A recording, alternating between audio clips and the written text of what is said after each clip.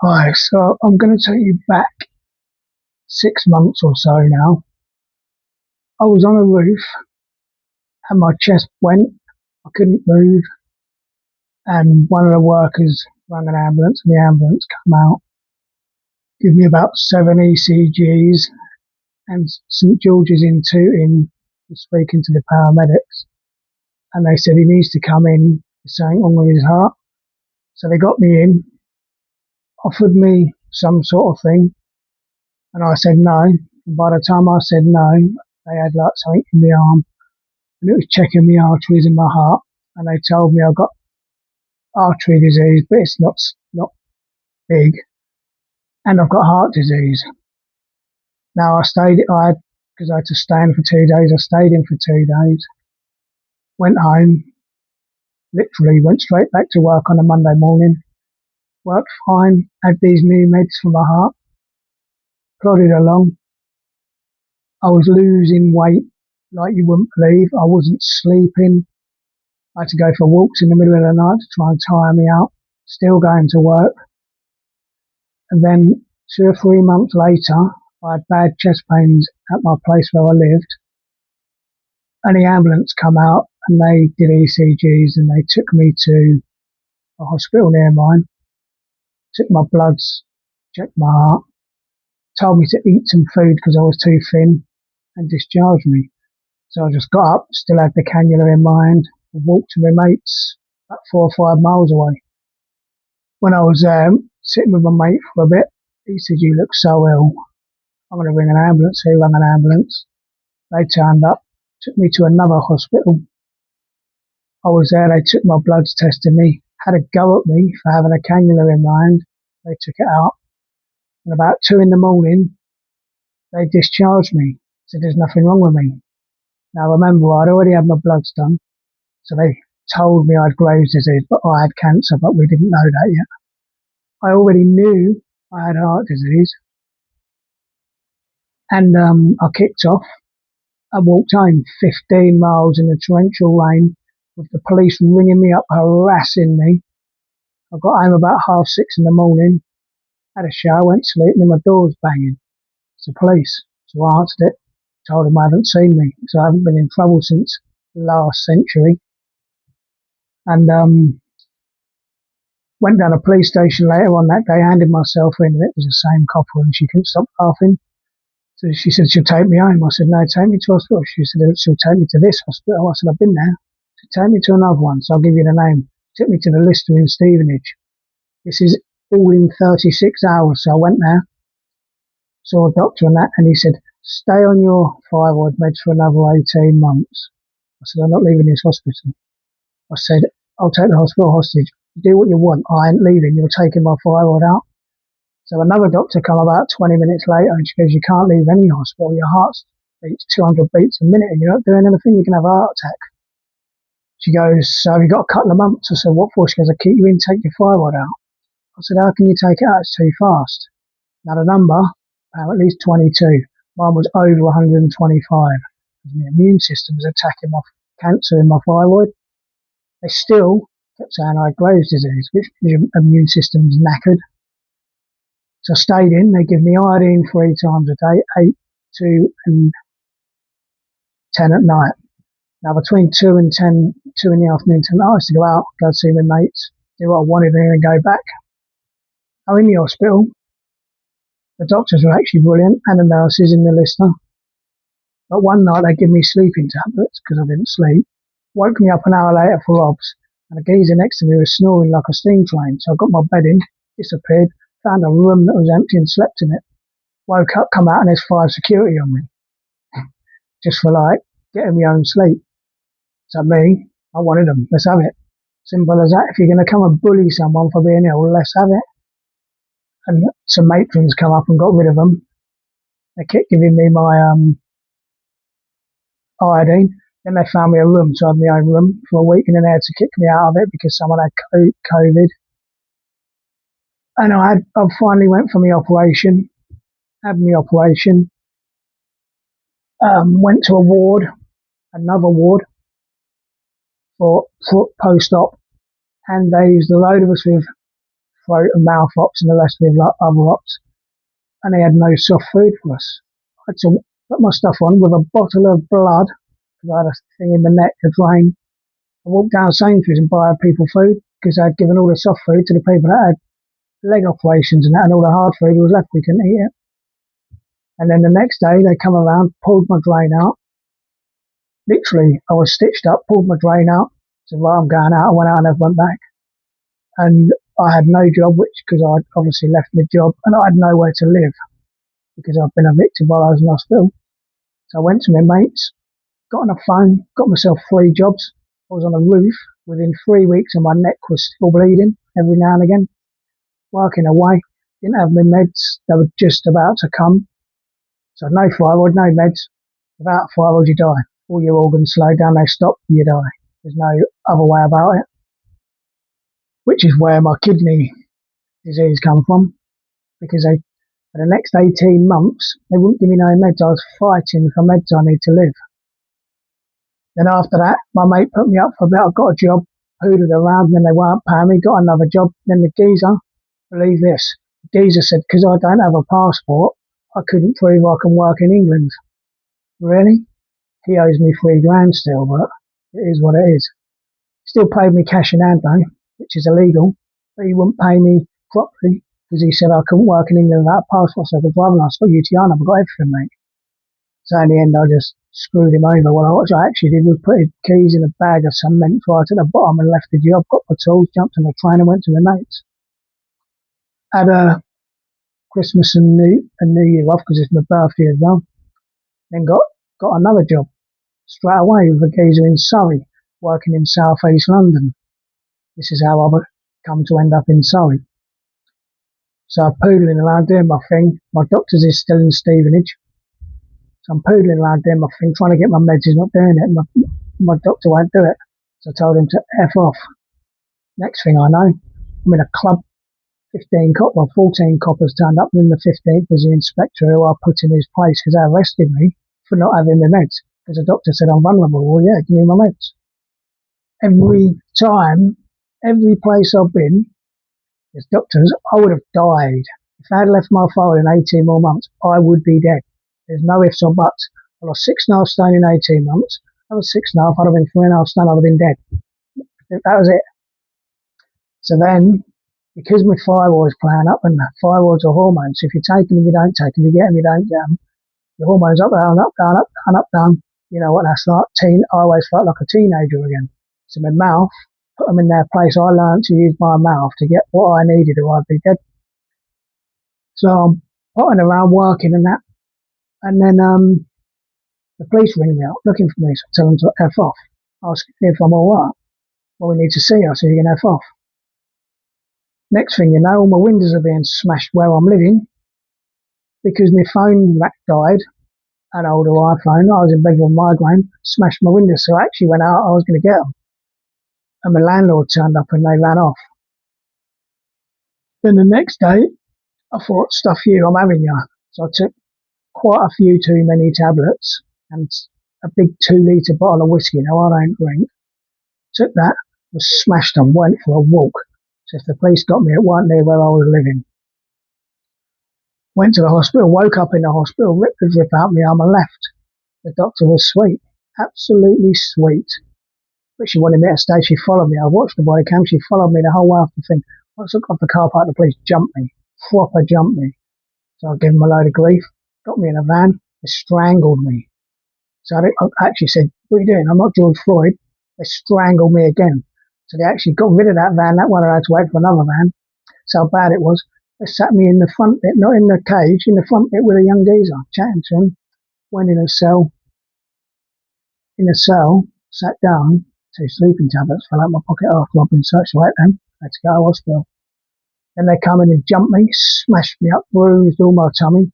So then I just said my heart out, said take me to hospital. Basically got out 5 times.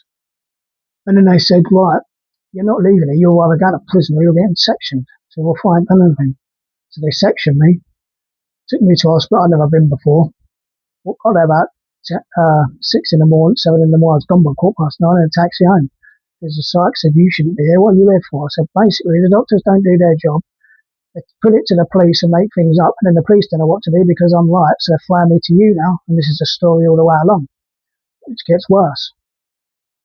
So then there's me, going back to work, poodling along, and the police are ringing me. They're harassing me. So I thought, you know what, stuff this. I can't get my meds, I can't get a new doctor's because I wouldn't give them my new address. Can't do anything. So I just took loads of tablets and then wound the police up about it. They couldn't find me. They had helicopters, everything out. They had a helicopter out twice, even though I even told them where I was. They come and got me. Took me to the normal hospital, put me in there. The people come along. This is how good they are. I was with two coppers. Three psychiatrists come along, spoke to me, went out of the room, come back in. She goes, what are you going to do if I send you home? I said, take another load of tablets. So guess what she did? Sent me home with two coppers. The coppers were shocked. And this is a story of it. None of them do their jobs. Well, I won't say none of them. None of them were meant to. Then I poodled along, doing my thing. Then whatever happened, I couldn't get my meds or something happened or the police have harassed me again because they harassed me for the whole of 2024. Ended up in getting beatings and smashing around the face with metal batons. So I took another load of tablets, went to the hospital. They didn't believe me. So I'd already put 100 tablets in my pocket. So if I found a copper and just left them in front of them, walked off. They took me back in, took me my bloods within 2 minutes. I said, no, come back, your bloods are fine. Well, yeah, because you left me 2 minutes. What are you on about? The cop was going, he took them, my mate watched him. And then obviously poodling around, doing my thing. Then the next time they come near me, they attacked me, the police attacked me, hurt me, and then blame it on mental health. But I didn't have no mental health. I had nothing wrong with me until the police started bullying me. So they took me to somewhere else, another Farnham Road Hospital, which is some upwards 15 minutes after the and I'm in a taxi home. What a waste of time, what a waste of money and a waste of people's time. Went back to work and the police had been harassing me, wanting to see me. Someone said something like a doctor. Then I finally got a new GP and the new GP goes, you haven't had no meds. I said, I won't give you them. She goes, you'll die. I said, I know. She goes, I'm going to give you 6 months. They're at the chemist, but you can only get a month at a time. Just send a thing and I'll authorise them. Well, why couldn't they do that for the last 18 months? And it just proves to me none of them were doing their jobs. So I've got them, everything's fine. Then, for whatever reason, I'd have chest pain, go to hospital, and they wouldn't even bother with me. No one would do anything, no one would listen, no one would do anything. Every time I saw a site, no, she got ADHD. So 10 of them basically told me I got ADHD. Well, mate, I already knew that. Plodding along, so my ADHD with my 3D spatial and visual learning, I sit and observe and I see everything. I don't just see what they've just done, I see the whole picture back to the beginning. So I see everything and I see how everything links in. Everything started by that first doctor. If he did a 5-minute ultrasound on my neck 2 years before, I'd have had my thyroid out in a month or two. I wouldn't have had no heart disease, no kidney disease, no issues, and I'd have been healthy still, just on 1 tablet a day or 2 tablets of the same thing a day. Now I'm on 11 tablets a day because of him. I've been sectioned out over many times. The police tried to get rid of me because they can't keep me in the cell. Because they can't keep me in the cell, they won't keep me in the cell because I know all the rules. Ever get stuck in the cell and you want to get out, tell them your chest hurts and they have to take you to hospital. Whether they can prove it or not, it doesn't matter. Just get to hospital. I was going to swear, but I better not. Don't like the police anymore because of I haven't been in trouble since 1999. It's something stupid. I criminal damage on my own property. I'm ill because they can't do nothing. They decide they can beat me up because they can use mental health as a reason. And then when you say something to them, they arrest you and you get done for saying something. What's that about? And I'm telling you, I've seen people on TikTok that have been saying the same thing. Why are they not out? If I'd commit a crime, beat me up. Don't beat me up because I asked for help. I got beaten up by 4 coppers who jumped me and smashed me to bits. so badly I had 4 different x-rays because they saw me walk into the garage one night when I was on Zopiclone, so I couldn't drive, obviously. So they jumped, smashed me up, and then arrested me for calling them names and stuff. So they don't like me. But overall, I've been assaulted 6 times by the police, two big beatings, one massive beating with a baton around the face twice, which is partially sighted, my left eye. They cleared themselves. And they sectioned me that time, and I thought to myself, yeah, I'll kick off in the hospital. So I kicked off and got myself sectioned. And then I actually enjoyed it in there. I helped all the people that needed help because the nurses in there do nothing. They don't do just they're in there, they do nothing. They incite a bit of violence with someone, beat him up, that's it. Where me, I was talking to people. It's not all of them, but it's most of them.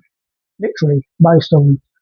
So the NHS don't work because doctors, not A&E doctors, but GPs and doctors, don't all do their jobs, but they guess.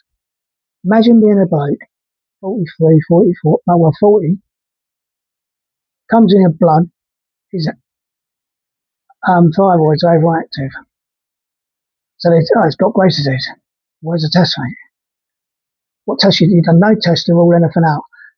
Men rarely get Graves' disease, young men. They get it when they're older, but not young. First, I knew this before I went back to him. I asked for my thyroid out as well. I didn't ask for a test. I said, get it out, you wouldn't have it. Now, other doctors went on that, and they went on that. I would have been dead.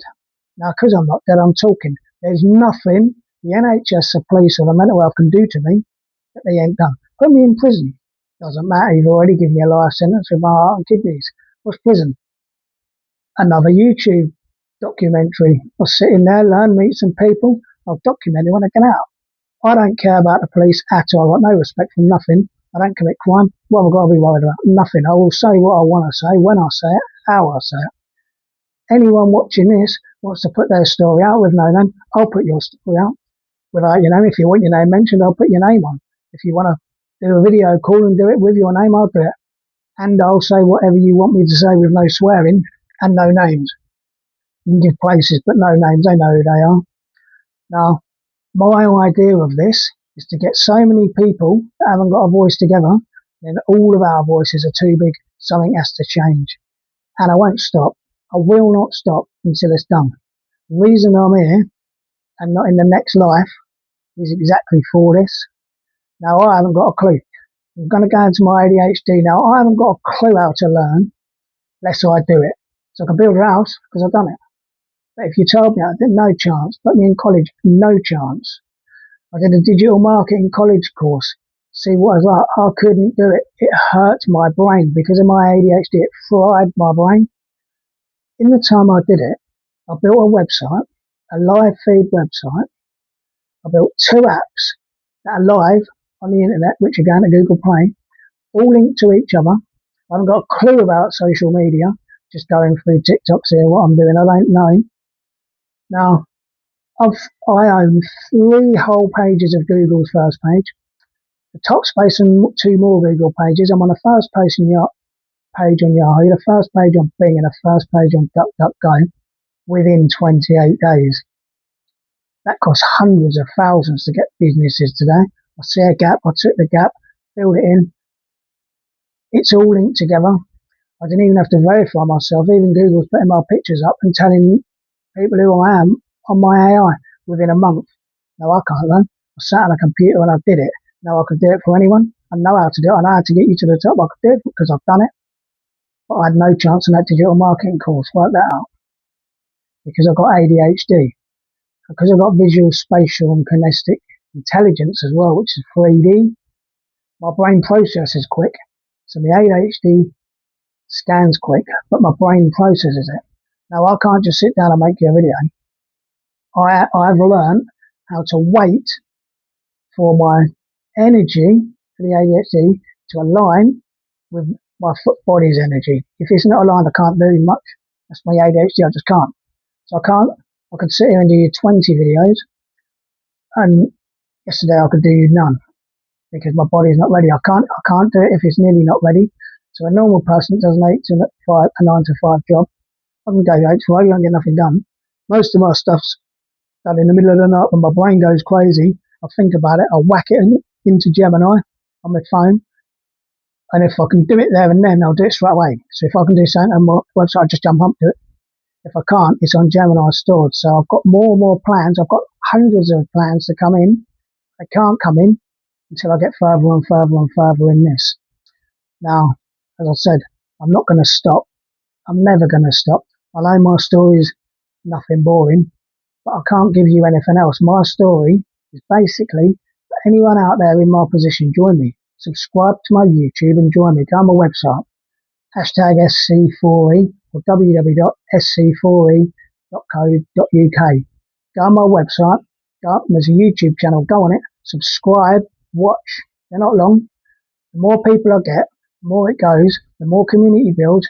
Every one of you that's been let down that watches this, I'll lead you. You can come behind me. We'll get so big, we will change it. And ideally, I want my website to be a place where anyone in crisis, 24 hours a day, anywhere in the world, can go on my website. Spotify is now on there with my videos, which are the same as YouTube, with some songs. Now you can go on my Spotify where there's some songs and add your own songs. If you want, add your own songs for other people to listen to. So when you're in a crisis, you go on my website, have a read, watch a video or two, listen to some songs on there. Your mind should feel much better because you've been taken away from your crisis point in your mind. You ain't got to ring no one up. It doesn't cost you a penny. You've got to ring no one up. You've got to do nothing. Just go on there when you want. Let your mind feel better, because most crises have been 10 at night, 6 in the morning, which is why people with mental health have the crisis, because they don't sleep properly. Now, I don't sleep, but I've learned to, what I do is I let my brain just do its thing, store it, or if I can do it there and then I'll do it.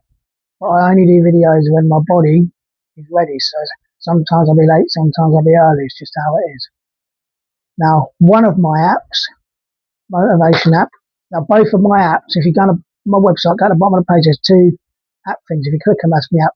On the app tells you how to install them. They will be going on to Google Play, but not yet. So that's what I find it tells you. One of them's a motivation app, just as a quote, a motivational quote, rotating every 10 seconds, or you can swipe it just to look for them, make you feel a bit better in the morning or whatever. It's also got my website link and the other app link. So you only need one app to get everything. You get everything because your website's in there, which you've got everything on. The other app, there's 2 floating buttons. Now on the other app, it's a brand new app I've done a couple of days ago. It's a goal app. So if you set yourself a goal, say you want to save 10p a day, just go on there, subscribe to my YouTube on there, so it says you're verified. You just hit the bullseye, it says press, hit the bullseye, it takes you there. You have to register with your email, whatever. Then you just go in there, click the thing, 180 consecutive days on there, and you subscribe to my YouTube for the same amount of time or longer. If you complete it, I'll send you a free bit of clothing. If you miss a day, it'll lock you back to 180 days. So if you're on 150 days gone, you'll lose them and go back. The idea is not for me. You could just think, get up at 7 every day. You just keep doing it. After a month, it's natural. Then you have a shave every day. After a month, it's natural. The goals are for you. I can't see them. Only you can see them. You can unsubscribe whenever you want. You'll see if you go on there. But on that second app, you've also got the website floating button at the bottom. You'll see it. And my other app. So you only need one app. Personally, me, I don't know what one I'd have. I like them both because I built them, but they are basic. Now, all your data is stored. I can't see it. It's stored with Google. You can unsubscribe and everything whenever you want. You don't have to subscribe to use it as a goal. That's only if you want to win a bit of clothing. Now, anyone that wins a bit of clothing, they get a bit of clothing that I decide with my brand logo on. But I'm going to put a number on it as well. And it's the only clothing that's going to get numbers. If my brand or my channel gets huge in the future, that bit of clothing will be worth a lot of money, because if you get the 4th one, that'll be the 4th one ever sent. Ever. So, or if you just want to buy clothing, you can go on my site, but I'm not up to selling. I want everything to be free for everyone, at all times, from any background, anywhere. My videos are on Spotify.